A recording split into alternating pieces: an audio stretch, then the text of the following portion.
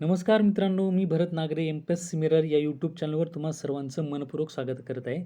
तर मित्रांनो, आपण मागच्या लेक्चरमध्ये काय बघितलं होतं? दारिद्र्य आणि बेरोजगारी हा टॉपिक बघितला होता आणि आज आपण काय बघणार आहोत? तर आज आपण चलनवाढ हा मुद्दा बघणार आहोत.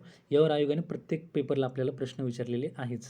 तरी आपल्यापैकी जे नवीन असाल त्यांनी चॅनलला नक्की सबस्क्राईब करा, जेणेकरून येणाऱ्या व्हिडिओची नोटिफिकेशन ही तुमच्यापर्यंत पोहोचत जाईल. ठीक आहे. तर आपण ना प्रश्नांच्या माध्यमातून हा चॅप्टर पूर्णपैकी कव्हर करण्याचा प्रयत्न करणार आहोत. तर ठीक आहे, आपण सुरुवात करूया. पहिला प्रश्न बघा. पहिलं सेंटेन्स काय? पैशाचे मूल्य त्यांच्या संख्येच्या विरुद्ध दिशेने बदलतं. तर सर्वप्रथम म्हणजे आपल्याला काय म्हणायचं इथे? काय विचारलंय? पैशाचं मूल्य त्यांच्या संख्येच्या विरुद्ध दिशेने बदलतं. तर आपल्याला माहिती आहे मित्रांनो, पैशाचा पुरवठा वाढला. पैशाचा पुरवठा वाढला म्हणजे काय? पैशाचा जर पुरवठा वाढला ना, तर मागणी काय होते? मागणी वाढते आणि मागणी वाढली तर काय होते? महागाई वाढते. म्हणजेच काय? की पैशाचा पुरवठा वाढला तर महागाई वाढते आणि जर आपल्याला काय माहिती आहे? महागाई वाढली तर काय होणार? पैशाचं मूल्य काय होणार? तर पैशाचं मूल्य हे कमी होणार. हा फरक म्हणजे सरळ मुद्दा आहे की महागाई जर वाढली तर पैशाचं मूल्य कमी होतं. कारण आपण बघतोय की एखादा 5 रुपयाचा पेन आहे आणि त्याची व्हॅल्यू जर 10 रुपये झाली म्हणजे काय? की तो महाग झालेला आहे. ज्या अर्थी तो महाग झालेला आहे म्हणजे काय? तर इथं चलनाचं मूल्य कमी होते. 5 रुपयाची गोष्ट जर 10 रुपयाला भेटते तर चलनाचं मूल्य कमी होते. पैशाचा पुरवठा मग मग हे सेंटेन्स काय दिले? पैशाचं मूल्य त्यांच्या संख्येच्या विरुद्ध दिशेने बदलतं. म्हणजे काय म्हणता येईल आपल्याला? की पैशाचा जर पुरवठा वाढला तर पैशाचं मूल्य हे काय होणार आहे? कमी होणार आहे किंवा मग तेच पैशाचं मूल्य त्याच्या संख्येच्या विरुद्ध दिशेने बदलतं. म्हणजे इथं आपलं पहिलं सेंटेन्स हे बरोबर आहे. ओके. सेकंड सेंटेन्समध्ये काय सांगितलेलं आहे? की अधिक किमतींना ज्यांची मागणी कमी होते अशा वस्तूंना जिफीन वस्तू म्हणतात. तर आपल्या वाचण्यात आलेलं असेल जिफीन वस्तू म्हणजे काय? परंतु आयोग एक शब्दामध्ये आपल्याला फिरवत असतं. तर इथं काय दिलेलं आहे? अधिक किमतीनं ज्यांची मागणी कमी होते दिलेलं आहे. तर मित्रांनो, आपल्याला माहिती आहे की एरवी कसं असतं? वस्तू ज्या महाग जर होत गेल्या तर काय होतं? वस्तू महाग झाल्या की त्यांची मागणी कशी होती? तर त्यांची मागणी ही घटती. बरोबर. वस्तू महाग झाल्या तर मागणी घटती. परंतु ज्या जिफीन वस्तू आहेत तर त्यांचं कसं असतं? अधिक किमतीनं ज्यांची मागणी ही जास्त होती. म्हणजे अधिक किंमत जरी असली तर त्यांची मागणी ही वाढत जाते. तर अशा वस्तूंना जिफीन वस्तू म्हणतात. आणि कमी किमतीनं त्यांची मागणी कमी होती. म्हणजेच काय? जिफीन वस्तू असतात अशा की ज्यांची अधिक किमतीनं मागणी ही कमी न होता वाढत जाते. काय? कमी न होता वाढत जाते. तर इथं आपण बघूया. तर आपल्याला एक एक्झाम्पलवरून हा मुद्दा अजून कळता येईल. म्हणजे कसं आहे? समजा सामान्य लोक आहे तर सामान्य लोक वडापाव खाते आणि नॉनव्हेजसुद्धा खाते. काय? वडापाव खाते आणि नॉनव्हेजसुद्धा खाते. परंतु तुम्ही जर विचार करा की ह्या दोन्ही गोष्टी जर महाग झाल्या, वडापावसुद्धा आणि नॉनव्हेजसुद्धा, तर ते काय? तर ते मटण किंवा नॉनव्हेज खाणं काय सोडून देणार आहे? नॉनव्हेज खाणं सोडून देणार आहे. दोन्ही जर या गोष्टी महाग झाल्या तर ते नॉनव्हेज खाणं सोडून देणार आहे. तर नॉनव्हेज जर त्यांनी सोडून दिलं तर काय होणार? वडापावची मागणी काय वाढणार? मग वडापावची ही मागणी वाढणार. कारण ते वडापाव जास्तीत जास्त खाणार मग. म्हणजे दोन्ही जरी वस्तू महाग झालेल्या आहे, परंतु ते काय? एका गोष्टीची मागणी ही वाढतच आहे. म्हणजे जिफीन वस्तू म्हणतात काय? मागणी ही म्हणजे अधिक किमतीनं ज्यांची मागणी वाढते अशा वस्तूंना जिफीन वस्तू म्हणतात. म्हणजे इथं आपण वडापाव बघितलं की त्यांची महाग जरी झाल्या तरी त्याची व्हॅल्यू वाढते. किंवा कांदा बघा. कसं असते? कांदा जर महाग होते तरीसुद्धा त्यांची मागणी ही वाढत जाते. कारण का? लोकांना भीती वाटते की कांदा आणखीन वाढेल. त्यामुळे लोकं त्याची जास्त खरेदी करतात. म्हणजेच काय? जिफीन वस्तू म्हणजे अशा वस्तू की ज्यांची मागणी ही अधिक किमतीनं सुद्धा वाढत जाते. बरोबर. म्हणजे जिफीन वस्तू. म्हणजे सेकंड सेंटेन्ससुद्धा काय इथं चूक आहे. कारण का? इथं कमी दिलं आहे तर त्यांची मागणी काय असते? जास्त होती. अधिक किमतीने ज्यांची मागणी जास्त होते अशा वस्तूंना काय म्हणतात? जिफीन वस्तू म्हणतात. पहिलं सेंटेन्स बरोबर आहे. सेकंड चूक आहे. कारण इथं जास्त पाहिजे. थर्ड सेंटेन्स तर काय दिलेलं आहे? पतनिर्मितीमुळे चलनवाढ होते आणि अर्थव्यवस्थेस चालनाही मिळते. पतनिर्मितीमुळे चलनवाढ होते आणि अर्थव्यवस्थेस चालना मिळते. तर आपल्याला माहिती आहे सर्वप्रथम पतनिर्मिती म्हणजे काय? तर पतनिर्मिती म्हणजे बँकांचे जास्तीचे व्यवहार. म्हणजे व्यापारी बँका कर्ज देतात आणि कर्ज दिल्याने मग पतनिर्मिती ही वाढत असते. बरोबर. तर पतनिर्मितीमुळे चलनवाढ होते का? तर माहिती आहे आपल्याला पतनिर्मिती झाली म्हणजेच काय? लोकांजवळ पैशाचा पुरवठा वाढणार. पतनिर्मितीने काय होणार आहे? पैशाचा पुरवठा वाढणार आहे आणि पैशाचा पुरवठा वाढला तर आपल्याला माहिती आहे पैशाचा पुरवठा वाढला की काय होणार? मागणी वाढणार आणि मागणी वाढली तर काय होणार? चलनवाढ होणार. म्हणजे हे तर बरोबर आहे. पतनिर्मितीमुळे चलनवाढ होते. आणि दुसरं सेंटेन्स अर्थव्यवस्थेस चालना मिळते असं म्हणलं आहे. तर म्हणजे काय, पतनिर्मिती झाली तर आपल्याला माहिती आहे लोकांजवळ ज्या अर्थी पैसा निर्माण झाला त्यामुळे काय होणार, व्यवहार वाढणार आणि व्यवहार वाढणार म्हणजेच काय, अर्थव्यवस्थेस चालना पण मिळणार. म्हणजे हे सेंटेन्स बरोबर आहे की काय, पतनिर्मितीमुळे चलनवाढ होते आणि अर्थव्यवस्थेस चालनाही मिळते. म्हणजे इथे पहिलं सेंटेन्स बरोबर आहे, दुसरं सेंटेन्स चूक आहे कारण इथं कमी दिलं आहे आणि तिसरं सेंटेन्स बरोबर आहे. तर यातलं चूक काय, मग 2 नंबर चूक आहे. ठीक आहे. त्यानंतर आपण नेक्स्ट क्वेश्चन बघूया. काय दिले, चालणारी चलनवाढ. चालणारी चलनवाढ म्हणजेच कोणती, वॉकिंग किंवा ट्रोटलिंग चलनवाढ अर्थव्यवस्थेला अपकारक असते. ठीक आहे. आणि सेकंड काय, चलनवाढ सतत होत आहे. चलनवाढ सतत होत आहे आणि तात्पुरती तिच्या वाढीच्या दरात घट आल्यास तिला मुद्रा संस्फिती किंवा रिफ्लेशन असं म्हणतात. तर आपल्याला विचारले बरोबर काय आणि चूक काय. तर सर्वप्रथम मित्रांनो काय, चालणारी चलनवाढ अर्थव्यवस्थेला ही काय असते, अपकारक नसते तर ही उपकारक असते. तरी आपल्याला एक एक शब्द इथं माहीत पाहिजेत. अपकारक आणि उपकारकमधला फरक माहीत पाहिजे. उपकारक म्हणजे काय, की ती चालणारी चलनवाढ ही अर्थव्यवस्थेसाठी फायद्याची असते किंवा आपण काय म्हणतो तिला कल्याणप्रद म्हणू शकतो. अर्थव्यवस्थेसाठी ती फायद्याची असते. अपकारक म्हणजे हे उपकारकचं विरुद्धार्थी शब्द आहे. ठीक आहे. म्हणजेच काय, चालणारी चलनवाढ ही आपल्याला अर्थव्यवस्थेला उपकारक असते, अपकारक नसते. म्हणजे हे पहिलं सेंटेन्स चूक आहे. आणि दुसरं सेंटेन्स काय दिलं आहे, चलनवाढ सतत होत आहे. चलनवाढ काय, सतत होत आहे आणि तात्पुरती तिच्या वाढीच्या दरात जर घट निर्माण झाली तर त्याला मुद्रा संस्फिती असे म्हणतात. तर मुद्रा संस्फिती म्हणतात का मित्रांनो त्याला, मुद्रा संस्फिती असं म्हणत नाही त्याला, तर त्याला म्हणतात मुद्रा अपस्फिती म्हणतात. काय, मुद्रा अपस्फिती म्हणतात त्याला. आपण त्याला इंग्लिशमध्ये म्हणतो डिसइन्फ्लेशन. म्हणजेच काय, चलनवाढ होते परंतु जर तिच्या वाढीच्या दरात जर घट निर्माण झाली तर आपण त्याला काय म्हणणार, अपस्फिती म्हणणार किंवा डिसइन्फ्लेशन म्हणणार. तरी तर आपण चलनवाढीचे प्रकार बघूया जेणेकरून आपल्याला तो मुद्दा क्लिअर होत जाईल. तर सर्वप्रथम आपल्याला माहिती आहे, तर काय, लोकांजवळ जर पैसा वाढला, पैसा जर वाढला तर काय होणार आहे, मागणी वाढणार आहे. पैसा जर आला लोकांच्या हातात तर लोक म्हणजे मागणी वाढणार आणि आपल्याला माहिती आहे मागणी जर वाढली तर काय होणार, महागाई निर्माण होणार किंवा वस्तूच्या किमती या वाढत जाणार. ओके. तर आपण इथे एक सिद्धांत सांगितलेला आहे, कोणी, फिशर ॲरिंग यांनी एक सिद्धांत सांगितलेला आहे. तर ते काय म्हणाले होते की त्यांनी पैशाचा संख्यात्मक सिद्धांत सांगितलेला आहे. काय, पैशांचा संख्यात्मक सिद्धांत म्हणजे सेम की पैशाचा जर पुरवठा जर वाढला तर काय होणार, महागाई वाढणार. लोकांजवळ जर पैसा जर आला तर लोक वस्तू आणि सेवा खरेदी करणार आणि वस्तू सेवा खरेदी केली तर काय होणार, मागणी वाढणार आणि मागणी जर वाढली तर वस्तूंच्या किमती काय होणार, वाढणार. म्हणजेच एक प्रकारे महागाई होणार. ठीक आहे. तर इथं मग आता आपण चलनवाढीचे प्रकार बघूया. तर चलनवाढीचे 4 प्रकार आहे. चलनवाढीचे 4 प्रकार कोणते, पहिला म्हणजे रांगणारी चलनवाढ. त्यालाच काय म्हणतात, क्रिपिंग चलनवाढ. काय, रांगणारी चलनवाढ. तर ज्यावेळेस चलनवाढ ही 0 ते 3% दरम्यान असते, म्हणजे चलनवाढीचा दर हा 0 ते 3% दरम्यान असतो, त्याला आपण काय म्हणतो, रांगणारी चलनवाढ होतो. तर रांगणारी चलनवाढ ही अर्थव्यवस्थेसाठी धोकादायक असते का, तर ही अर्थव्यवस्थेसाठी धोकादायक नसते. रांगणारी चलनवाढ अर्थव्यवस्थेला धोकादायक नसते. तिला इंग्लिशमध्ये काय म्हणतात, क्रिपिंग म्हणतात. ओके. त्यानंतर चालणारी चलनवाढ तिलाच इंग्लिशमध्ये म्हणतात वॉकिंग किंवा ट्रोटलिंग. ठीक आहे, वॉकिंग किंवा ट्रोटलिंग म्हणतो आपण त्याला, बरोबर. तर चालणारी चलनवाढ, ज्यावेळेस चलनवाढीचा दर हा 3% ते 10% त्याच्या दरम्यान असतो. किती, 3% ते 10%च्या दरम्यान ज्यावेळेस चलनवाढीचा दर असतो तर तिला आपण काय म्हणतो, चालणारी चलनवाढ.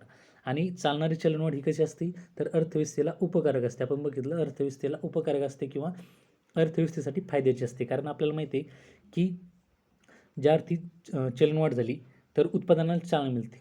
चलनवाढ झाल्याने काय होते, मागणी वाढते आणि मागणी वाढल्याने काय म्हणते, मागणी वाढल्याने उत्पादनाला चालना मिळते आणि उत्पादनाला चालना मिळाल्यामुळे काय होतात, व्यवहार हे वाढत असतात आणि व्यवहार वाढल्यामुळे काय होणार, साहजिकच रोजगार निर्मिती होणार. त्यामुळे काय, मग बेरोजगारी कमी होणार. म्हणजेच काय, की रांगणारी चलनवाढ ही अर्थव्यवस्थेला उपकारक असते किंवा फायद्याची असते. तिसरा प्रकार आहे चलनवाढीचा पळणारी. तर पळणारी चलनवाढमध्ये काय असतं, तिचा चलनवाढीचा दर हा 10 ते 20%च्या दरम्यान असतो. 10 ते 20%च्या दरम्यान ज्यावेळेस चलनवाढीचा दर असतो त्यावेळेस तिला काय म्हणतात, पळणारी चलनवाढ किंवा आपण इंग्लिशमध्ये म्हणतो रनिंग किंवा गॅलोपिंग. ओके. तर पळणारी चलनवाढ ही अर्थव्यवस्थेला फायद्याची असते का, नाही. आणि नंतरचा प्रकार म्हणजे बेसुमार चलनवाढ. तर बेसुमार चलनवाढ, ज्यावेळेस चलनवाढीचा दर हा 20%पेक्षा जास्त असतो तर त्यावेळेस आपण तिला म्हणतो बेसुमार चलनवाढ किंवा हायपर किंवा रनवे. ओके.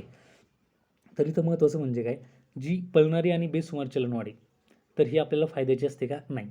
म्हणजे इथं काय होतात, मागणी जरी वाढली, बेसुमार चलनवाढमध्ये मागणी ही म्हणजे चलनवाढ होते, बेसुमार चलनवाढमध्ये चलनवाढ होत आहे, परंतु मागणी होते का? तर मागणी वाढत नाही. आणि मग ज्या अर्थी मागणी वाढली नाही तर अर्थव्यवस्थेचा विकास होणार आहे का? तर अर्थव्यवस्थेचा विकास होणार नाही. सरळ सरळ आहे, जर चलनवाढ होते तर मागणी वाढली पाहिजे, जर मागणी वाढली तर अर्थव्यवस्थेचा विकास होऊ शकतो. परंतु बेसुमार चलनवाढमध्ये काय होते, चलनवाढ होत आहे परंतु मागणी वाढत नाही. ज्या अर्थी मागणी वाढली नाही त्यामुळं ही चलनवाढ आपल्याला फायदेशीर आहे का? तर अर्थव्यवस्थेचा विकास हिनं होणार नाही. तर हे 4 प्रकार आहे. आपल्याला लक्षात काय ठेवायचं, की चालणारी चलनवाढ ही काय असते, उपकारक असते. उपकारक म्हणजे अर्थव्यवस्थेसाठी फायद्याची असते. ओके. कारण इथे चलनवाढ होतेच, त्यासोबतच काय होतं, त्यासोबत मागणी वाढते आणि मागणी वाढल्यामुळे आपल्याला माहिती आहे की अर्थव्यवस्थेचा विकास होतो. ठीक आहे. तर हे झाले चलनवाढीचे प्रकार. आणि आता आपण मग ज्या काही कन्सेप्ट आहे तर त्या कन्सेप्ट बघूया. किमतीतील चढ उतार म्हणजे नाही का. तर सर्वप्रथम चलनवाढ बघूया. चलनवाढ किंवा मुद्रास्फीती. तर हा ग्राफ यामध्ये काय दिलेलं आहे, एक्स ॲक्सिसला इथं काळ दिलेला आहे म्हणजे काळानुसार, आणि वाय ॲक्सिसला किमती वाढत किंवा कमी होत जातात नाही का. इथे कमी होत जातात, इकडे वाढत जातात. तर चलनवाढ म्हणजे काय मग? तर चलनवाढमध्ये आपल्याला ही रेषा दिसते बघा. चलनवाढ म्हणजे काय, काळानुसार किमती या काय होते, किमती वाढत जाते. चलनवाढ म्हणजे काय, किमती वाढत जाते. तर आपल्याला इथं त्यालाच काय म्हणतात, मुद्रास्फीती, हे लक्षात ठेवायचा हा शब्द. चलनवाढ म्हणजेच काय, मुद्रास्फीती किंवा त्याला आपण इन्फ्लेशन म्हणतो. इन्फ्लेशन म्हणजे काय होतं, चलनवाढमध्ये लोकांजवळ पैसा वाढतो, पैशाचा पुरवठा जर वाढला तर लोक मागणी वाढणार, आणि जर मागणी जर वाढली तर काय, त्यानं महागाई वाढणार, म्हणजे महागाई निर्माण होणार. म्हणजेच काय, चलनवाढ. चलनवाढ काय, पैसा वाढणार, पैशानं वाढल्याने महागाई वाढणार, आणि महागाई वाढल्याने काय होणार, चलनवाढ निर्मित होणार, म्हणजे मुद्रास्फीती म्हणतो आपण त्याला. ओके, चलनवाढ. त्यानंतरचा दुसरा मुद्दा, तर आता आपण बघूया चलनगट. एक सेकंड. दुसरा मुद्दा आता चलनगट. तर चलनगटलाच पण आपण काय म्हणतो, मुद्रा अवस्फीती म्हणतो. मुद्रा अवस्फीती म्हणजेच काय, चलनगट. आपल्याला हा शब्द माहिती असला पाहिजे. चलनगट माहीतच आहे आपल्याला, पण आयोग आपल्याला काय त्याचे पर्यायी शब्द विचारतात. मुद्रा अवस्फीती. मुद्रा अवस्फीती म्हणजे काय मग, त्याला आपण इंग्लिशमध्ये काय म्हणतो, त्याला डिफ्लेशन म्हणतो. ओके, इथे डिफ्लेशन म्हणतो आपण. मुद्रा अवस्फीती म्हणजे चलनघट म्हणजेच काय, डिफ्लेशन किंवा स्टॅग्नेशन पण म्हणतो आपण त्याला. म्हणजे काय, की बाजारात जर पैसा कमी जर झाला तर लोक काय करणारे, बचती करणारे, आणि बचती केल्याने काय होणार आहे, लोक जर बचती केल्या तर वस्तूंची मागणी कमी होणार, आणि वस्तूंची मागणी कमी झाल्याने काय होणार आहे, तर त्याच्या किमती या कमी होणार आहे. बरोबर. म्हणजे मुद्रास्फीती म्हणजेच चलनघट म्हणजे काय, की बाजारात पैसा कमी झाल्याने लोक बचती करणार, आणि बचती केल्याने वस्तूंच्या मागणी कमी होणार, आणि वस्तूंच्या मागणी जर कमी झाल्या तर किंमत काय होणार आहे, किंमत ही कमी होत जाणार आहे. म्हणजेच आपण त्याला चलनघट म्हणतो, किंवा आपण त्याला काय म्हणतो, मुद्रा अवस्फीती, किंवा इंग्लिशमध्ये काय, डिफ्लेशन किंवा स्टॅग्नेशन असं आपण त्याला म्हणतो. मुद्रा अवस्फीती काय, चलनघट, डिफ्लेशन, हे रिफ्लेशन झालं चुकीनं, डिफ्लेशन म्हणतो त्याला आपण. हा झाला मुद्रा अवस्फीती दुसरा मुद्दा. त्यानंतर मग काय, तर इथं लक्षात एक ठेवायचं, की सतत जर चलनघट निर्माण जर झाली, म्हणजे सतत जर किमती या जर कमी होत गेल्या तर त्यानं मंदीसुद्धा निर्माण होऊ शकते. बरोबर का. म्हणजे चलनघट जर सतत निर्माण जर होत गेली अशी, तर मंदी निर्माण होऊ शकते. त्यानंतरचा नेक्स्ट पॉईंट, मुद्रा अपस्फीती. तर आपल्याला हाच प्रश्न विचारलेला होता, काय, की मुद्रा अपस्फीती म्हणजे काय, चलनवाढ होते. आता हे बघा, चलनवाढ होते परंतु सतत चलनवाढ न होता तिच्या चलनवाढीच्या दरात कालांतराने घट होते, किंवा तात्पुरती तिच्या वाढीच्या दरात काय झालेली, घट झालेली, ही अशी आपल्याला दिसते या ग्राफवरून. सतत चलनवाढ होते आणि तिच्या दरामध्ये काय होते, तर तिच्या दरात घट होते. म्हणजेच काय, मुद्रा अपस्फीती म्हणतो आपण त्याला. डिसइन्फ्लेशन, काय, चलनवाढ होऊ राहिली परंतु नंतर कालांतरानं तिच्या दरात काय होते, घट निर्माण होते, तर त्याला आपण काय म्हणणार मग, मुद्रा अपस्फीती किंवा डिसइन्फ्लेशन. लक्षात काय ठेवायचं, अपस्फीती किंवा डिसइन्फ्लेशन आपण असं त्याला म्हणतो. तर इथं महत्त्वाचं एक काय, की ज्यावेळेस चलनवाढ होत असते तर शासन काय करत असतं, शासन एक संकुचित किंवा आपण त्याला काय म्हणतो, शिलकीचा अर्थसंकल्प म्हणत असतं. ज्यावेळेस चलनवाढ होते तर त्यावेळेस शासन काय करते, शिलकीचा अर्थसंकल्प मांडतं. म्हणजे काय, की ते इथं उत्पन्न त्यांचं जास्त दाखवते खर्चापेक्षा. म्हणजे ते काय करतात, कराचं प्रमाण वाढवतात, कर किंवा कर दर आपल्याला वाढवत असतात, आणि अनुदानामध्ये कपात करतात. ज्या प्रकारे आपण काय होणार की इथं म्हणता येईल आपल्याला, जेणेकरून काय तर आपली ही महागाई ही आटोक्यात येईल यासाठी प्रयत्न करत असते. उत्पन्न वाढवते आणि खर्च कमी करते, म्हणजेच कर किंवा आपण अनुदानामध्ये कपात करतात किंवा कराचं प्रमाण वाढवते. म्हणजे काय की त्यांचा प्रयत्न असतो की महागाई ही कमी होईल किंवा आटोक्यात येईल. ठीक आहे. तर हे झालं पहिलं, म्हणजे शासन संकुचित किंवा शिलकीचा अर्थसंकल्प मांडते. आणि जे आपल्याला आर-बी-आय मिळते, तर आर-बी-आय काय करत असते, ज्यावेळेस चलन वाढवते तर आर-बी-आय चलन संकोच करणारं धोरण मांडते. चलन संकोच करणारं धोरण म्हणजे कोणतं, महाग पैशाचं धोरण म्हणतो आपण त्याला, म्हणजेच डिअर मनी पॉलिसी, जेणेकरून ते आर-बी-आय व्याजदर वाढवत असते. आपल्याला माहिती आहे जर व्याजदर आर-बी-आयने जर व्याजदर वाढवला तर व्यापारी बँकासुद्धा त्यांचा व्याजदर वाढवणार, आणि व्यापारी बँकेने जर व्याजदर वाढवला तर लोक काय करणार, कर्ज कमी घेणार. कर्ज कमी घेणार म्हणजे काय, लोकांजवळ पैसा कमी राहिला म्हणजे लोक वस्तू किंवा खरेदी कमी करणार, जेणेकरून महागाई ही काय होणार, आटोक्यात येणार. तर हा तिथं ते सरकारचा आणि आर-बी-आयचा उद्देश असतो. मग मुद्रा अपस्फीती म्हणजे काय की चलनवाढ सतत होते. काय, चलनवाढ सतत होते, मात्र तात्पुरत्या तिच्या दरात जर घट झाली किंवा ही जी घट आहे तर ती कदाचित सरकार मुद्दामून घडवून आणते. ओके. तर अपस्फीती म्हणजे काय, चलनवाढ सतत होते मात्र तिच्या दरात जर घट निर्माण झाली तर त्याला आपण मुद्रा अपस्फीती किंवा डिसइन्फ्लेशन म्हणतो. त्यानंतरचा मुद्दा काय, तर मुद्रा संस्फीती. मुद्रा संस्फीती त्याला इंग्लिशमध्ये म्हणतो मग रिफ्लेशन, मुद्रा संस्फीती किंवा रिफ्लेशन. तर आपल्याला माहिती आहे सतत जर चलन घट जर निर्माण निर्माण व्हायला लागली तर त्यामुळे काय होते, मंदी निर्माण होऊ शकते. पण त्यासाठी सरकार काय करत असते, मंदी निर्माण होऊ नये म्हणून सरकार काय करते, तर सरकार शासन तुटीचा अर्थसंकल्प मांडत असते किंवा प्रस्तावित राजकोषीय धोरण मांडते, तुटीचा अर्थसंकल्प मांडते.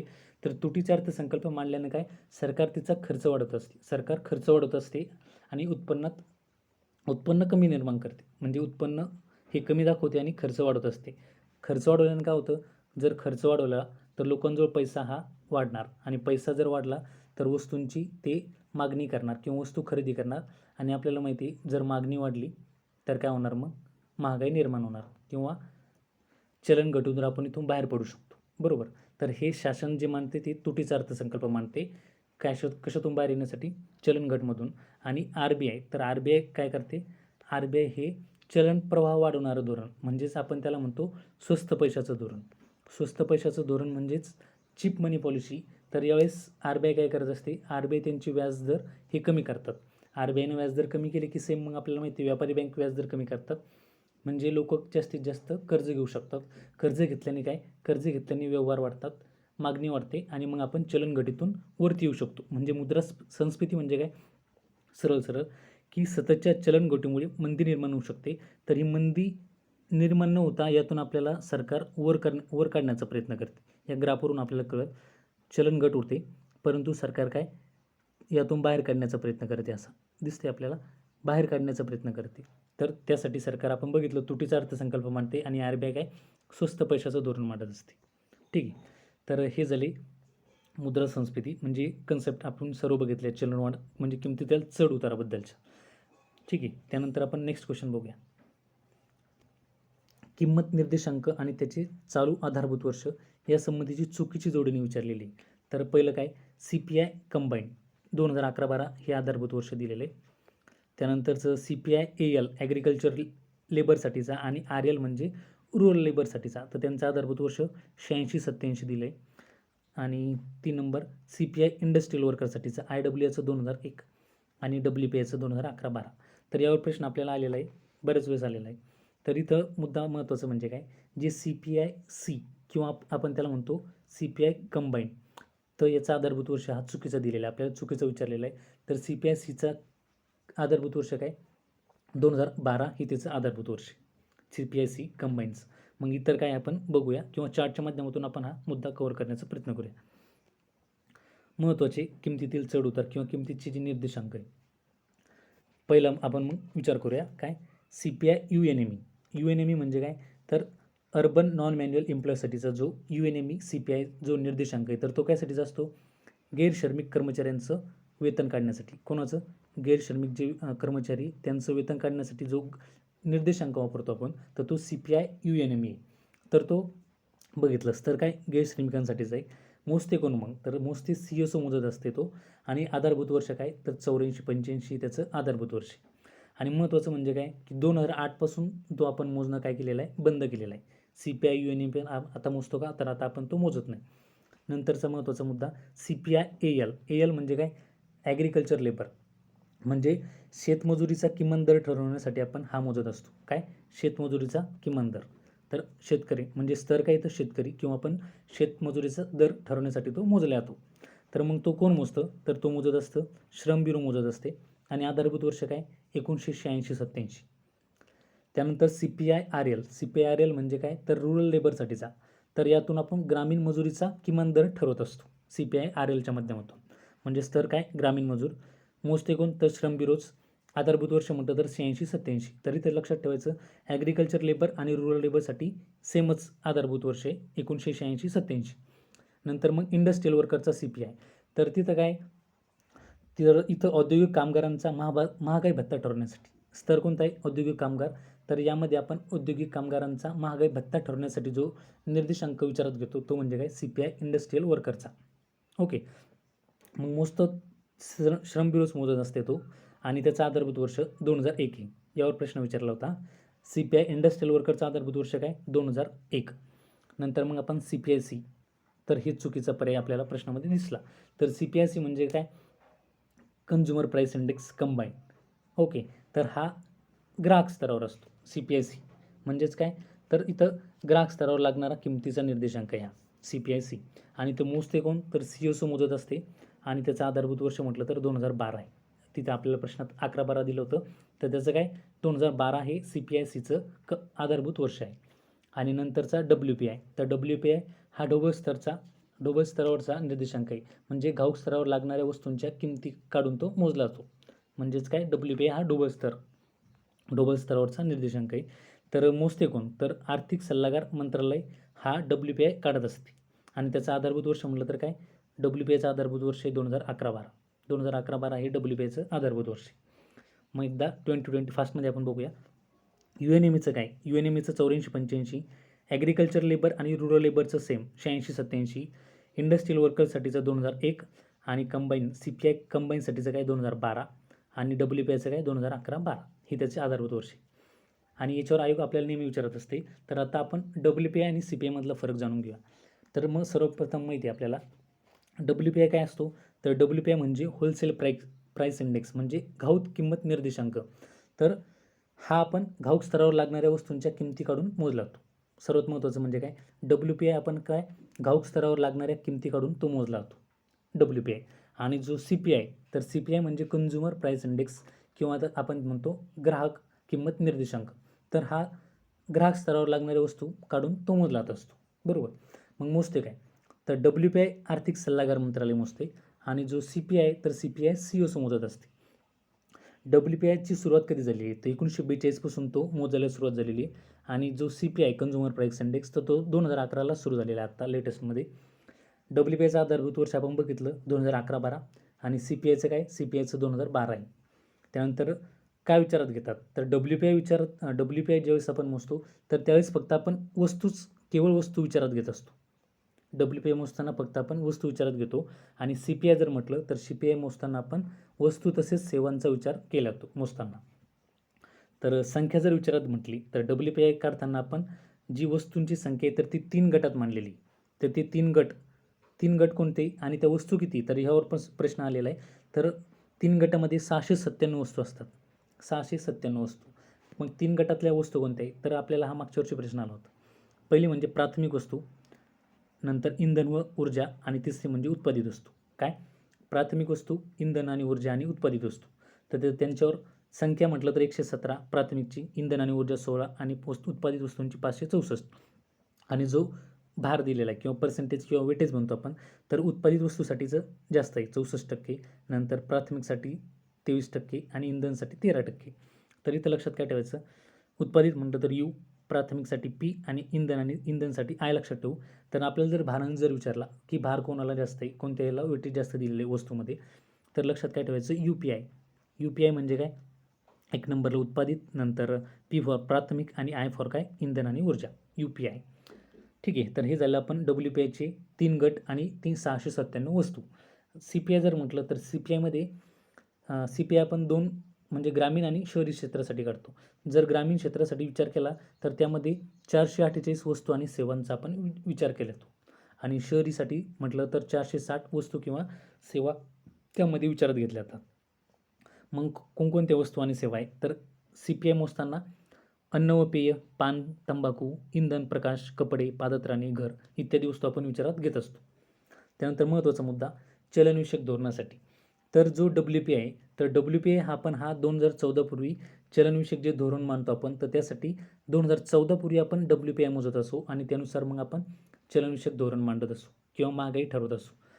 कधी 2014च्या पूर्वी आणि 2014 नंतर आपण चलनविषयक धोरणासाठी कोणता निर्देशांक वापरतो तर तो आपण वापरतो CPIC म्हणजेच काय कन्झ्युमर प्राईस इंडेक्स आपण 2014च्या नंतर वापरते. तर ही जी महत्त्वाची शिफारस आहे की WPIच्या ऐवजी आपण CPIC वापरला पाहिजे. काय WPIच्या ऐवजी CPIC वापरला पाहिजे किंवा कन्झ्युमर प्राईस इंडेक्स वापरला पाहिजे चलनविषयक धोरणासाठी. तर ती जी शिफारस आहे तर ती कोणी केलेली आहे तर ती उर्जित पटेल समितीने केलेली आहे. कोणी? उर्जित पटेल समिती यांनी 2013ला केलेली. त्यानंतरचा महत्त्वाचा मुद्दा म्हटलं तर काय WPI तर हा WPI काय करतो WPI आपण उत्पादन प्रक्रियेच्या प्रत्येक टप्प्यातील महागाई दर्शवत असतो. काय WPI हा उत्पादन प्रक्रियेच्या प्रत्येक टप्प्यातील महागाई दर्शवत असतो.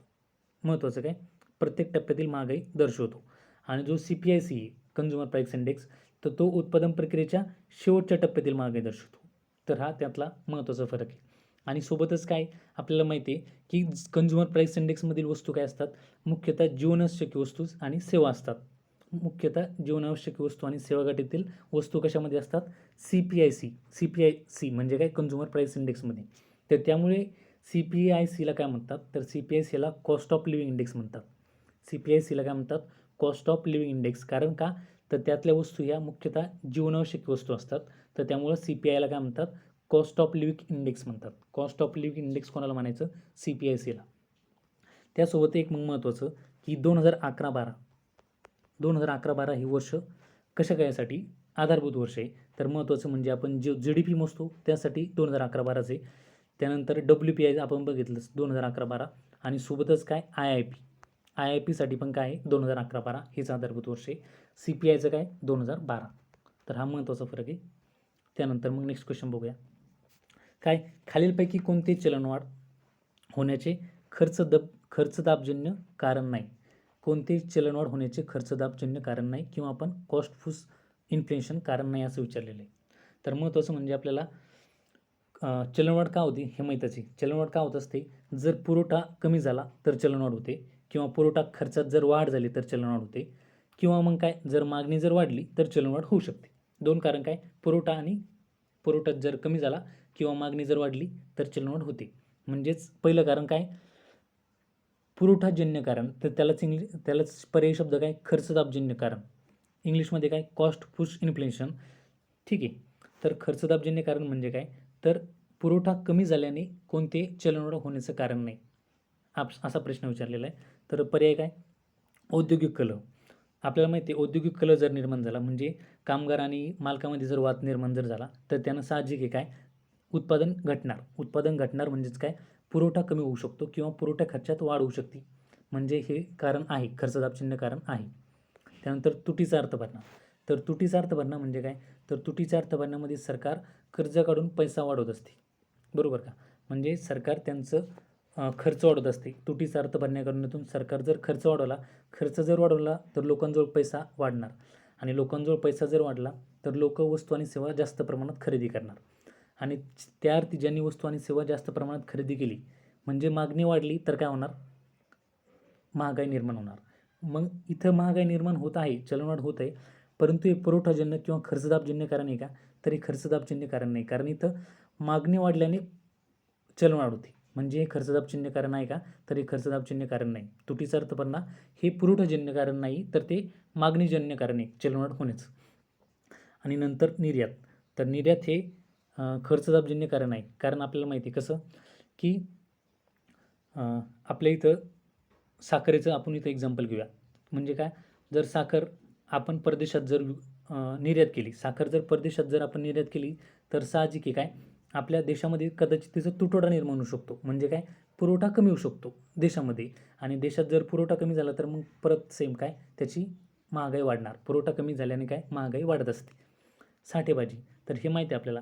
जर लोकांनी मुद्दामून जर म्हणजे काय म्हणता येईल अन्न किंवा एखादी वस्तू जर साठवून ठेवली, कृत्रिम टंचाई जर निर्माण केली तर त्यातून काय होते महागाई वाढते. कारण साठेबाजीने काय होणार पुरवठा कमी होणार तर त्यातून मग वस्तूच्या किमती काय होणार वाढत जाणार. म्हणजे इथं काय विचारलं आहे खर्चदाबजन्य कारण कोणतं नाही तर कोणतं नाही आहे तुटीचा अर्थ भरणार नाही कारण हे काय मागणीजन्य कारण. ओके, मग आपण थोडक्यात पुरवठाजन्य कारणं आणि मागणीजन्य कारणं बघूया. तर खर्चदाबजन्य किंवा पुरवठाजन्य कारणं तर त्यालाच काय म्हणतात कॉस्ट प्लस इन्फ्लेशन कॉज आणि सप्लाय साईड कॉज. कारण का पुरवठा कमी झाल्याने किंवा पुरवठा खर्चात वाढ झाल्याने जेव्हा महागाई वाढते तर त्याला काय म्हणतात कॉस्ट प्लस किंवा सप्लाय साईड. आणि जी कारणं आहे पुरवठा कमी झाल्याने महागाई वाढण्याची तर ती कारणं कोणती. ठीक आहे, तर आपण सर्वप्रथम बघूया नैसर्गिक संकट. तर आपल्याला माहिती आहे जर नैसर्गिक संकट आलं आहे का तर त्यानं काय होणार पीक कमी होऊ शकतं बरोबर. जर उत्पादन कमी जर झालं तर काय होणार साहजिक आहे पुरवठा कमी होणार आणि पुरवठा कमी झाला तर काय होणार महागाई वाढत जाणार. म्हणजे नैसर्गिक संकट काय पुरवठाजन्य कारण किंवा खर्चदाबजन्य कारण. नंतर अपुऱ्या पायाभूत सुविधा. तर अपुऱ्या पायाभूत सुविधा जर रस्ते चांगले नसेल नाही का, रस्ते जर विकसित आहे किंवा सुविधा नाही आहे ज्या महत्त्वाच्या पायाभूत सुविधा आहे तर त्या जर सुविधा नसल्या तर आपला जो पुरवठा खर्च आहे म्हणजे पुरवठा खर्च म्हणजे आपण मार्केटला नेण्यासाठी समजा आपल्याला जो खर्च लागते तर तो पुरवठा खर्चात जर वाढ झाली तर साहजिक आहे काय होणार आहे तर महागाई वाढत जाणार आहे. तर अविकसित देशात अपुऱ्या पायाभूत सुविधामुळे ही महागाई वाढत असते. कुठं अविकसित देशामध्ये. नंतर अपुरी औद्योगिक वाढ. तर जर आपण जर पारंपरिक उत्पादन पद्धत वापरत असो किंवा जर अकुशल कामगार असेल किंवा तंत्रज्ञानाचा अभाव आहे तर त्यामुळे काय होणार आहे तर पुरवठा हा कमी होणार आहे बरोबर. आणि पुरवठा कमी झाल्यानंतर महागाई वाढत जाणार. नंतर उत्पादनातील घट. तर आपण विचार जर केला सध्या जर पाऊस जर पडला नाही तर काय होणार पाऊस पडला नाही तर त्यानं साहजिक आहे आपण जर ऊसाचं एक्झाम्पल घेतलं जर पाऊस पडला नाही तर ऊसाचं उत्पादन कमी होणार आणि ऊसाचं जर उत्पादन कमी झालं तर साखरेचं उत्पादन पण घटणार आणि साखरेचं उत्पादन घटल्यानं काय मग साखरेच्या किमती वाढणार. म्हणजे काय उत्पादनातील घट हे सुद्धा पुरवठाजन्य कारण आहे. त्यानंतर मग औद्योगिक कलह. आपण प्रश्नामध्ये होतंच औद्योगिक कलह म्हणजे कामगार आणि मालकामध्ये जर वाद निर्माण झाला किंवा संप जर पुकारला त्यांनी तर त्यांची इफिशियन्सी कमी होणार आणि इफिशियन्सी कमी झाल्याने काय पुरवठा कमी होणार. पुरवठा कमी झाला की महागाई वाढणार. निर्यात पण बघितलं साखरेचं एक्झाम्पल पाहिलं आपण. साखर परदेशात नेली निर्यात केली आणि देशांतर्गत तुटवडा निर्माण झाला म्हणजे देशांतर्गत पुरवठा कमी होणार मग त्यातून महागाई वाढणार. साठेबाजी पण बघितलं जर लोकांनी माल हा कृत्रिमरित्या साठवून ठेवला त्याची टंचाई निर्माण केली तर पुरवठा कमी होणार मग महागाई वाढणार. आणि जर आपण बघितलं मजुरी दरात वाढ. म्हणजे जे कामगार आहेत त्यांच्या मजुरी दरात जर वाढ झाली तर त्यातून पण काय होणार मजुरी दरात जर वाढ झाल्याने पुरवठा खर्चात काय होणार पुरवठा खर्चात वाढ होणार आणि पुरवठा खर्चात वाढ झाल्याने काय होणार महागाई वाढत जाणार. तर मग खर्चदाबजन्य किंवा पुरवठाजन्य कारणं कोणती एकदा आपण बघून घेऊया. तुम्ही फास्टमध्ये एकदा बघून घ्या. हे झाले खर्चदाबजन्य कारणं. आता आपण नेक्स्ट म्हणजे मागणी ताणजन्य कारण. मागणी ताणजन्य कारण म्हणजे काय आपल्याला माहिती की जर वस्तूंची मागणी जर वाढली तर मागणी वाढल्याने पण काय होते महागाई निर्माण होते. मग मागणी वाढल्याने महागाई निर्माण होते तर आता त्याचे कोणकोणते कारणे बघूया. पहिलं म्हणजे खाजगी खर्चात वाढ. खाजगी खर्चात वाढ म्हणजे काय उत्पादन जर वाढ झालं लोकांजवळ पैसा वाढणार. पैसा वाढल्यानं काय होणार वस्तू ते जास्तीत जास्त खरेदी करणार म्हणजे काय मागणी वाढणार. मागणी वाढल्याने काय मग महागाई निर्माण होणार पहिलं कारण. नंतर शासकीय खर्चात वाढ. शासकीय खर्चात वाढ म्हणजे शासनानं जर खर्च केला तर साहजिक आहे शासनाचा खर्च हा काय असतो लोकांचं उत्पन्न असतं. म्हणजे शासन त्यासाठी एखादी योजना राबवते मग त्यातून काय भेटतं रोजगार भेटतो. मग रोजगार भेटल्यानंतर त्यांना पैसे भेटतात. पैसे भेटल्याने काय होणार वस्तू खरेदी करणार. त्याने काय होणार मागणी वाढणार आणि मागणी वाढल्याने महागाई निर्माण होऊ शकते. म्हणजे हे पण काय मागणीजन्य कारण. तुटीचा अर्थ भरणं आपण बघितलं. तुटीचा अर्थ भरणं म्हणजे काय सरकार त्यांचं उत्पन्न कमी करते आणि खर्च वाढवते. तूट भरून काढण्यासाठी कर्ज घेते नोटा छापते. तर या उपायाने काय शासन त्यांच्या खर्चात काय करत असते वाढ करत असते आणि आपण बघितलं काय शासनाच्या खर्चात वाढ म्हणजे काय, शासनाचा खर्च म्हणजेच काय, लोकांचं उत्पन्न असतं. आणि मग यातून काय होणार, मागणी वाढणार, मागणी वाढल्याने काय, महागाई वाढू शकते. नंतर पतनिर्मिती. तर पतनिर्मिती म्हणजे काय, व्यापारी बँक आपल्याला माहिती, व्यापारी बँका पतनिर्मिती करत असते. RBI करते का, RBI पतनिर्मिती करत नसते, तर व्यापारी बँका पतनिर्मिती करते. पतनिर्मिती केल्यानं काय होणार, लोकांना कर्ज उपलब्ध होणार. आणि लोकांना जर कर्ज उपलब्ध झाली तर काय होणार, लोकांना कर्ज उपलब्ध झाल्याने लोक जास्तीत जास्त वस्तू किंवा सेवा खरेदी करणार. मग त्यामुळं काय, मागणी वाढणार. आणि मागणी वाढल्याने काय होणार, महागाई वाढू शकते. म्हणजे हे मागणीजन्य कारण आहे, पतनिर्मिती. त्यानंतर काळा पैसा. आपल्याला माहिती आहे काळा पैसा वाढला तर साहजिक काय होणार, त्याने मागणी वाढू शकते. आणि मागणी वाढल्याने परत महागाई वाढणार. नंतर परकीय गुंतवणूक. तर परकीय गुंतवणूकनं काय होणार, परकीय गुंतवणूक आल्यानं पैशाच्या पुरवठ्यात वाढ होणार. पैशाच्या पुरवठ्यात जर वाढ झाली तर त्याने काय होणार, मागणी वाढणार. आणि मागणी वाढल्यामुळं महागाई निर्माण होऊ शकते. निर्यात. तर महत्त्वाचं काय, निर्यात हे पुरवठाजन्य कारण तसंच मागणीजन्य कारण आहे. आपण पुरवठाजन्य बघितलंच, आता मागणीजन्य म्हणजे काय, तर निर्यात कसं आहे, परकीयांकडे जर पैसा वाढला, कुठे, परकीयाकडे जर पैसा वाढला तर ते काय करणार, वस्तूंची मागणी जास्त प्रमाणात करणार.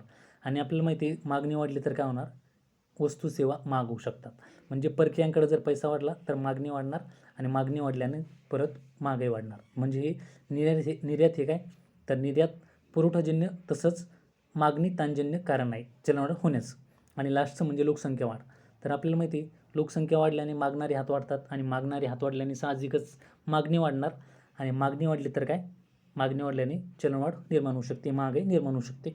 तर हे झाले महागाईचे पुरवठाजन्य कारण किंवा त्यालाच खर्चदाबजन्य कारण. आणि दुसरं म्हणजे मागणी ताणजन्य कारण. ओके. त्यानंतरचं मग नेक्स्ट क्वेश्चन बघूया. असत्य विधान निवडा. असत्य विधान निवडा विचारलेले. तर काय, चलनवाढीमुळे बॉन्डधारकांना तोटा होतो. चलनवाढीमुळे बॉन्डधारकांना तोटा होतो, पहिलं दिलं आपल्याला.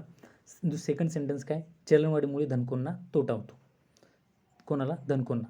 तर महत्त्वाचं म्हणजे काय, तर चलनवाढ झाली तर बॉन्डधारकांना तोटा होतो, हे सेंटेन्स बरोबर आहे. आणि सोबतच धनकोंना पण तोटा होतो, हे पण बरोबर आहे. कारण जे बॉन्डधारक असतात तर ते धनकोच असतात, बरोबर का. तर मग इथं आपल्याला चलनवाढीचे परिणाम आपण इथं लक्षात घेऊया. तर कोणकोणते परिणाम, ठीक आहे. तर जे सुरुवातीला धनको म्हणजे काय, धनको म्हणजे आपण एखाद्याला कर्ज दिलं आहे, बरोबर का. समजा मी तुम्हाला कर्ज दिलं आहे, तर काय होणार, चलनवाढ जर झाली तर त्या पैशाचं मूल्य कमी होणार आहे. म्हणजे तुम्ही मला पैसे रिटर्न करताना काय, कमी मूल्य असलेलं चलन मला देणार. म्हणजे तो एक प्रकारे माझा तोटा आहे, बरोबर का. आणि बॉन्डधारक हे काय असतात, तर बॉन्डधारक हे सुद्धा धनकोच असतात. कारण त्यांना जी व्हॅल्यू भेटणार आहे तर ती कर्ज ज्या रूपानं दिलेली तर त्या याच्यातच भेटणार आहे. म्हणजे तिथं आपल्याला काय, चलनाचं मूल्य कमी झालेलं असणार आहे. म्हणजे तो पण तोटाच आहे, ठीक आहे. तर मग आता आपण चलनवाढीचे परिणाम बघूया. चलनवाढीचे परिणाम, तर अर्थव्यवस्थेवरील परिणाम कोणते आणि कुटुंब संस्थावरील परिणाम कोणते, दोन बघूया. तर अर्थव्यवस्थेतील परिणाम, तर काय, पहिलं अर्थव्यवस्थेला उपकारक. चलनवाढ आपण बघितलं अर्थव्यवस्थेला उपकारक असते. कोणती, चालणारी चलनवाढ. लक्षात काय ठेवायचं, पण चालणारी चलनवाढ ही अर्थव्यवस्थेला उपकारक असते, म्हणजे फायद्याची असते. कोणती, चालणारी. आपण बघितलं चालणारी, तिलाच इंग्लिशमध्ये काय म्हणतात, वॉकिंग किंवा ट्रोटलिंग चलनवाढ ही अर्थव्यवस्थेला उपकारक असते. त्यानंतर चलनवाढीचा परिणाम काय, तर उत्पादनास चालना मिळते. आपल्याला माहिती आहे चलनवाढ झाल्याने काय होते, मागणी वाढते आणि उत्पादनास चालना मिळते. आणि उत्पादनाला चालना मिळाल्यानंतर काय होते, तर तो उद्योगांसाठी हा सुगीचा काळ असतो, बरोबर. त्यानंतर मग गुंतवणुकीस चालना. तर साहजिक आहे उद्योग जर वाढले, उद्योग म्हणजे उत्पादन झाल्यानं, उद्योग उत्पादक झाल्यानं काय होणार आहे, उद्योग उत्पादक झाल्यानं गुंतवणूक जास्तीत जास्त होणार. म्हणजे गुंतवणुकीस चालना पण मिळते. नंतर रोजगार निर्मिती.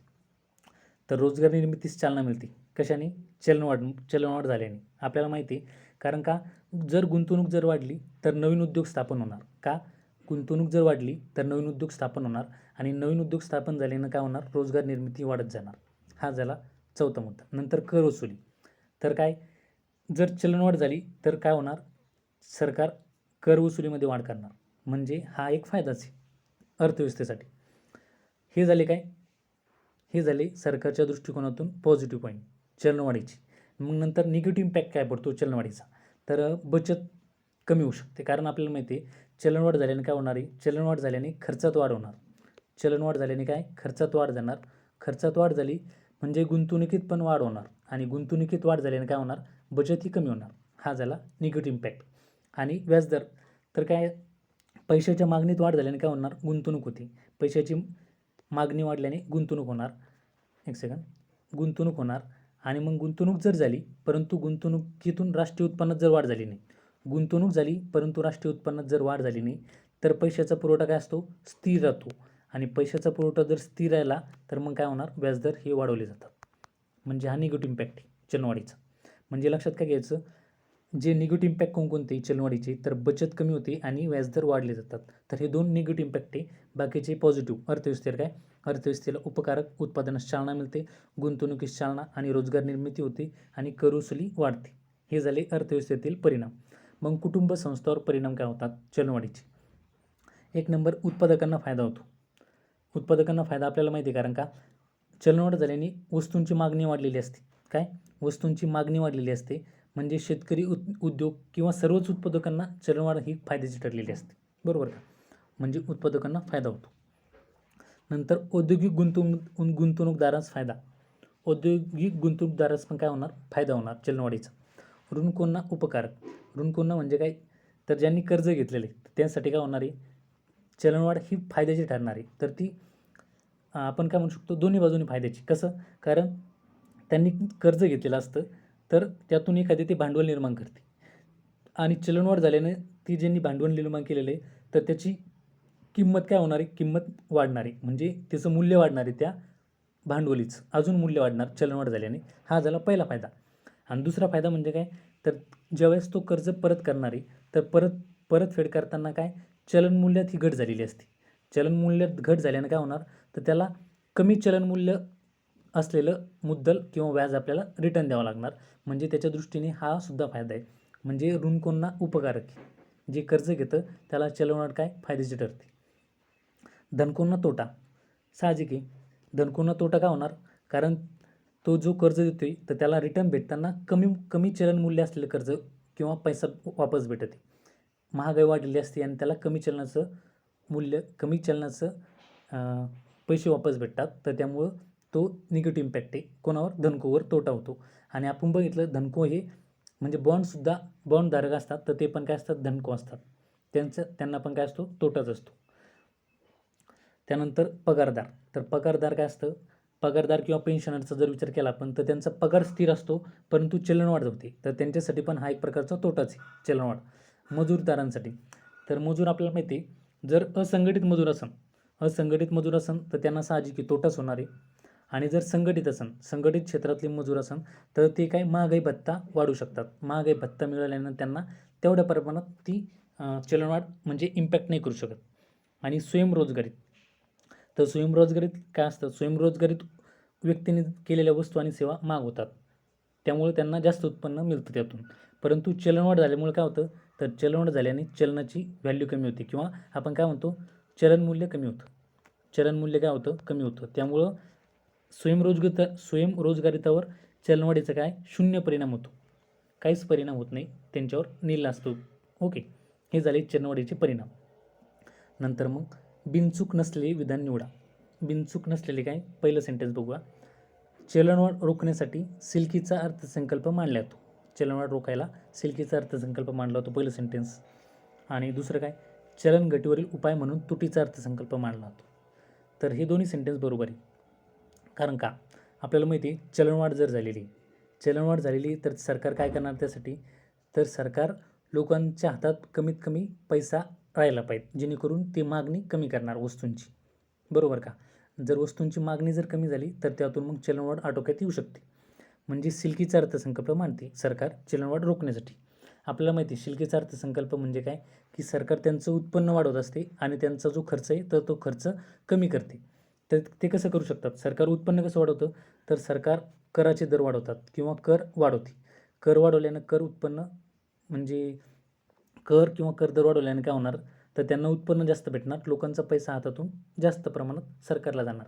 आणि अनुदानात कपात करते. अनुदानात कपात केल्यानं काय होणार, लोकांजवळचा पैसा थोडा कमी होणार. आणि आपल्याला माहिती आहे, पैसा कमी झाला लोकांचा की त्यातून मग ते मागणी कमी करणार, त्यातून मग आपल्याला चलनवाढ रोखता येऊ शकते. हे झालं पहिलं. चलनवाढ रोखण्यासाठी काय सिल्कीचा अर्थसंकल्प महत्त्वाचा असतो. दुसरं काय चलनवाढीवर उपाय तुटीचा अर्थसंकल्प. तर आपण हे डायग्रामच्या माध्यमातून घेऊयात. चलनवाढीवरील उपाय. तर पहिलं काय कडक पैशाचं धोरण. चलनवाढ झाली तर RBI काय करते, RBI काय करणार, तर RBI महाग पैशाचं धोरण राबवणार. म्हणजे काय, तर RBI त्यांची जी व्याजदर आहे, तर व्यापारी बँकांना व्याज देताना त्यांचं व्याजदर काय वाढवणार. व्याजदर जर वाढवला RBIनं तर व्यापारी बँकांना जास्त दरानं जर कर्ज भेटलं तर लोकांना ते पण जास्त दरानं कर्ज देणार. त्यामुळे लोक काय करणार, तर लोक कमी कर्ज घेणार. त्यातून मग वस्तू आणि सेवांची मागणी कमी होणार. त्यातून मग आपल्याला चलनवाढ आटोक्यात येऊ शकते. हा झाला पहिला मुद्दा. म्हणजे RBI काय करणार, कडक किंवा आपण त्यालाच महाग किंवा डिअर मनी पॉलिसी म्हणतो, महाग पैशाचं धोरण राबवणार.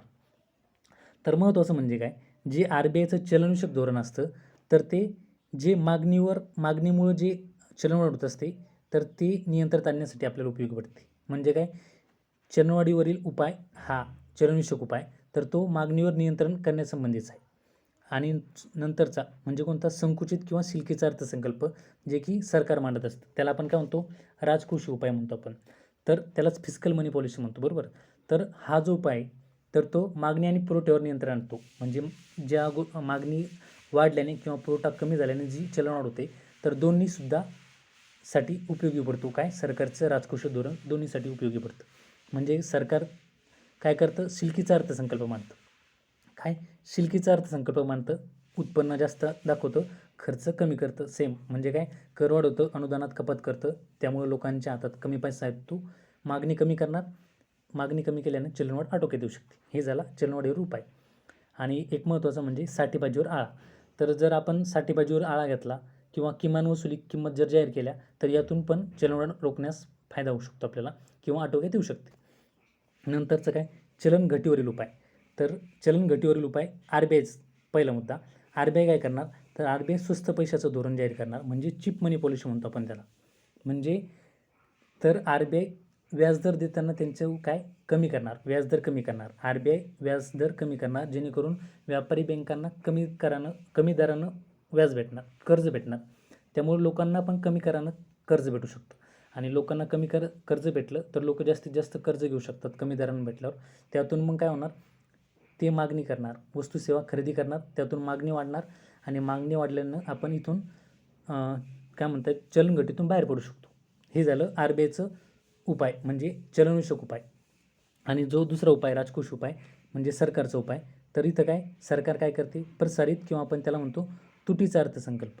सरकार तुटीचा अर्थसंकल्प मांडते, जेणेतून काय होतं, तुटीचा अर्थसंकल्प मांडल्यानं सरकार त्यांच्या उत्पन्नात घट आणते आणि खर्चात वाढ करते. खर्चात वाढ करते म्हणजे कसं, तर करामध्ये किंवा करदर कमी करतात आणि जी योजना किंवा अनुदाने देतात तर त्यामध्ये ते वाढ आणून म्हणजे अनुदानामध्ये खर्च जास्तीत जास्त वाढवतात. त्यातून मग लोकांच्या हातात पैसा निर्माण होतो. लोकांच्या हातात जर पैसा आला तर ते वस्तू आणि सेवा काय करणार, वस्तू सेवांची मागणी वाढवणार. म्हणजेच इथं आपण चलनघटीतून वर येऊ शकतो. ठीक आहे, हे झाले चलनवाढीवरील आणि चलनघटीवरील उपाय. त्यानंतर शॉर्टमध्ये जे इतर मुद्दे तर ते आपण थोडक्यात बघूया. पतनिर्मिती क्षमता.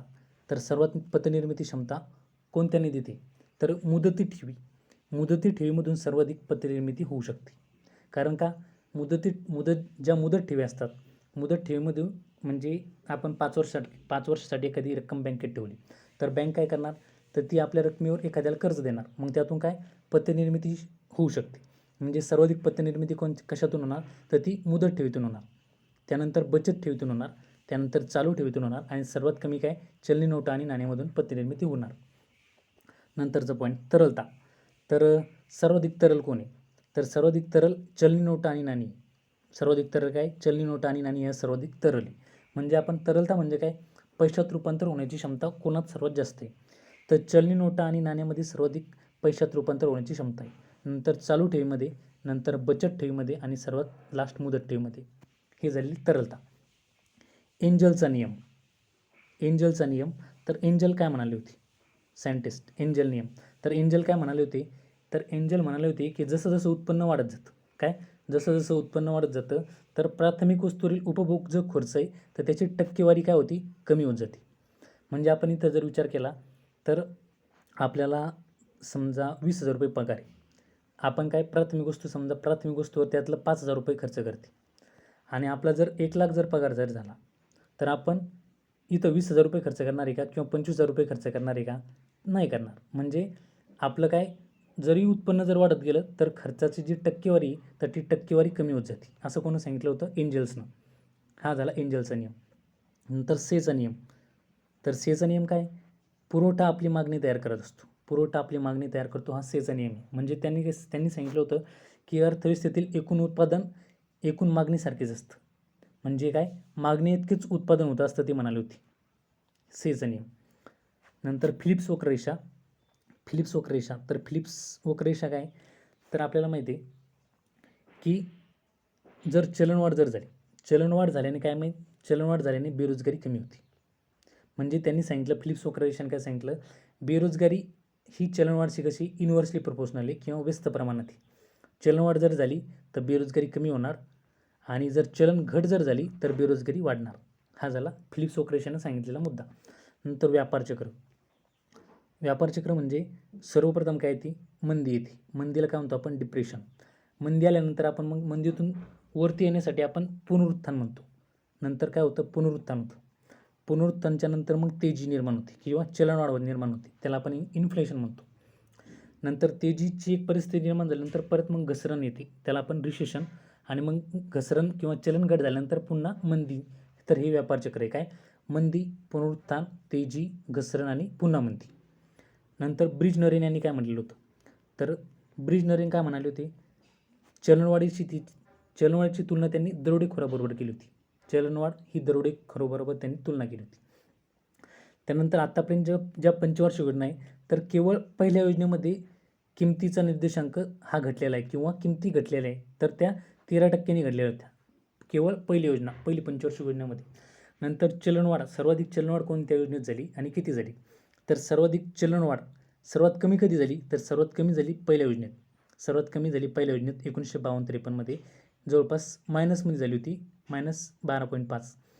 तर आपल्याला माहिती आहे कारण आपण बघितलं केवळ पहिल्या पंचवार्षिक योजनेत किमती या कमी झाल्या होत्या आणि त्यातल्या त्यात वर्ष जर म्हटलं तर 1952-53मध्ये -12.5. सर्वाधिक चलनवाढ कधी झाली? तर सर्वाधिक चलनवाढ झाली 5वी पंचवार्षिक योजनेत. कधी? 5वी पंचवार्षिक योजना आणि साल म्हटलं तर 1974-75. तर त्यावेळेस 25.2% चलनवाढ झाली होती. तर ती सर्वाधिक चलनवाढ आहे. तर त्यामुळे 1974-75ला काय म्हणतात? प्रचंड तेजीचं वर्ष म्हटलेलं आहे. याच्यावर प्रश्न आलेला आहे. ओके. तर अशा प्रकारे आपण चलनवाढ हा टॉपिक इन डिटेल घेतलेला आहे. जर तुम्हाला व्हिडिओ जर आवडला असेल तर जास्तीत जास्त मित्रांना शेअर करा. सोबतच चॅनलला नक्की सबस्क्राईब करा. ठीक आहे. थँक्यू.